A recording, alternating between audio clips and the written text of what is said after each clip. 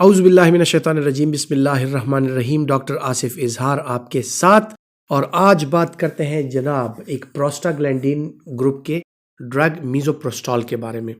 میزوپروسٹال جو ہے وہ زیادہ تر جو خواتین ہوتی ہیں جو زچگی کے مراحل اور زچگی کے جو مسائل ہوتے ہیں مختلف ان سے گزر چکی ہوتی ہے، تو ان کو پتہ ہوتا ہے کہ میزوپروسٹال جو ہے وہ خواتین میں استعمال کرائی جاتی ہے، اور اس کا بنیادی مقصد جو ہے وہ یہ ہے کہ پروسٹاگلینڈنز جو ہے یہ کیا کرتی ہیں کہ جو یوٹرس ہے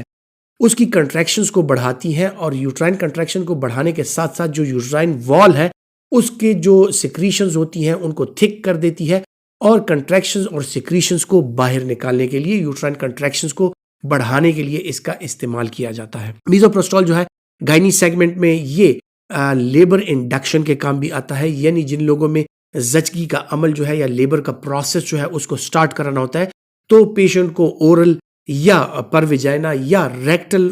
اس روٹ کے ذریعے میزوپروسٹال دی جاتی ہے، اور میزوپروسٹال کے ساتھ ان کا یوٹرس جو ہے خواتین کا وہ کنٹریکٹ ہونے لگ جاتا ہے، فورس آف کنٹریکشن بڑھ جاتی ہے، اور ان کا لیبر جو ہے یعنی زچگی کا عمل جو ہے وہ سٹارٹ ہو جاتا ہے، اور پھر اسی لیبر کو آگے بڑھایا جاتا ہے، اور جو بیبی کے برتھ کا مرحلہ ہے وہ آتا ہے۔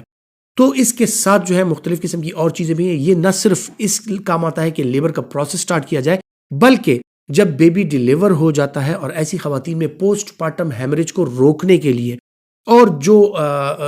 پروڈکٹس آف کنسیپشن ہے یعنی پلیسنٹا ہے اس کے ایویکویشن کے لیے اور یوٹرس کی صفائی کے لیے پھر پروسٹاگلینڈنز دی جاتی ہے تاکہ یوٹرائن کنٹریکشن سٹرونگ ہو جائیں۔ یوٹرائن کنٹریکشن جب سٹرونگ ہوتی ہیں تو اس کے ساتھ جو یوٹرس کی اسمال بلڈ ویسلز ہیں جہاں سے پلیسنٹا ڈیٹیچ ہوا ہے یوٹرس سے، سو وہ بند ہو جاتی ہیں، اور ان خواتین میں زچگی کے بعد بلیڈنگ کے جو مسائل ہیں وہ حل ہو جاتے ہیں۔ سو پوسٹ پارٹم ہیمریج کو روکنے کے لیے اور یوٹرس کی صفائی کے لیے، پروڈکٹس آف کنسیپشن کو یوٹرس سے نکالنے کے لیے، اس کے ایویکویشن کے لیے جو ڈرگ استعمال کی جاتی ہے جناب وہ ہے میزوپروسٹال۔ میزوپروسٹال کا استعمال لیبر کے مختلف مراحل میں مختلف نتائج حاصل کرنے کے لیے کیا جاتا ہے، یعنی لیبر کی انڈکشن کے لیے، پھر لیبر جب ہو جاتا ہے اس کو بلیڈنگ کو سٹاپ کرنے کے لیے، پوسٹ پارٹم ہیمریج کو سٹاپ کرنے کے لیے، اور پلیسنٹا کی کلیئرنس کے لیے یہ استعمال کرایا جاتا ہے۔ مختلف قسم کے اس کے گائنی سیگمنٹ میں جو ہے تو وہ یوزز ہے کہ کون سے لوگ ہیں جو کہ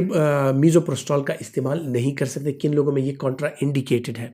پریگنینسی میں خصوصاً جب فل ٹرم پریگنینسی نہ ہو اور لیبر کی انڈکشن کا ٹائم نہ ہو تو یہ جو ہے ابارشن کا سبب بن سکتا ہے، اور میزوپروسٹال کا استعمال اگر پریگنینسی میں کیا جائے تو اس کے ساتھ یوٹرائن کنٹریکشنز سٹارٹ ہو جاتی ہیں، لیبر سٹارٹ ہو جاتا ہے، اور خدا نخواستہ پری میچورلی جو پریگنینسی ہے وہ ٹرمینیٹ ہو سکتی ہے۔ سو پریگننٹ فیمیل میں اس کا استعمال جو ہے وہ قطعاً طور پہ ممنوع ہے۔ اسی طرح کچھ لوگ اگر اس کے کانٹینٹس جو ہیں وہ اس کو سینسٹیو ہوں یا ہائپر سینسٹیو ہوں،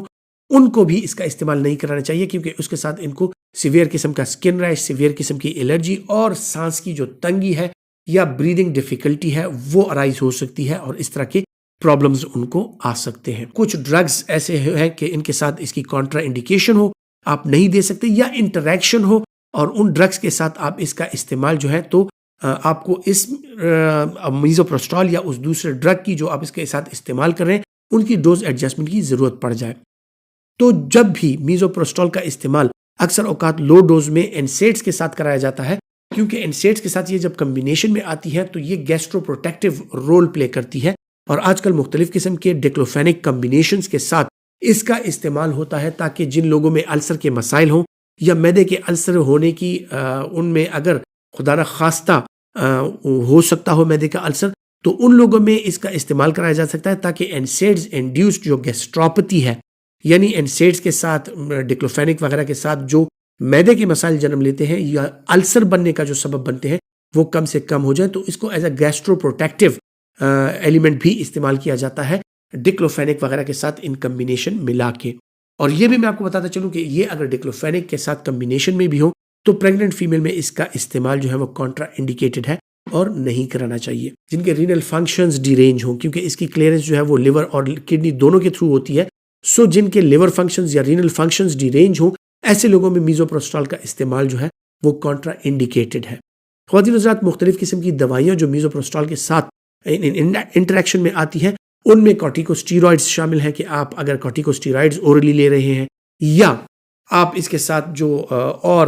NSAIDs وغیرہ ہیں وہ لمبے عرصے تک لے رہے ہیں تو اس کے ساتھ پیپٹک السر ہونے کے یا گیسٹرک السر اگر آلریڈی ہے تو اس کے پرفوریٹ ہونے کے چانسز جو ہے وہ بڑھ جاتے ہیں۔ میزوپریسٹول ایک پرسکرپشن ڈرگ ہے اور اس کا استعمال ڈاکٹر کے مشورے کے مطابق ہی ہونا چاہیے۔ ڈاکٹر کے مشورے کے بغیر اس کا استعمال جو ہے وہ خطرناک بھی ثابت ہو سکتا ہے۔ خواتین حضرات، میڈیسن نالج کے حوالے سے جو ویڈیوز میں آپ تک پہنچاتا ہوں اس میں ہر دوائی کے ساتھ اس کے effects, side effects, contraindications بتانے کے ساتھ ساتھ میں آپ کو اکثر اوقات ایک بات بتاتا ہوں کہ سیلف میڈیکیشن جو ہے وہ ایک خطرناک چیز ہے اور اپنے ڈاکٹر کے مشورے کے بغیر کسی بھی دوائی کا استعمال جو ہے وہ جان لیوا ثابت ہو سکتا ہے۔ سیلف میڈیکیشن سے گریز کیجیے، اپنے ڈاکٹر کے مشورے کے مطابق ہی دوائیوں کا استعمال کیجیے۔ اپنا بہت سا خیال رکھیے گا۔ اللہ حافظ۔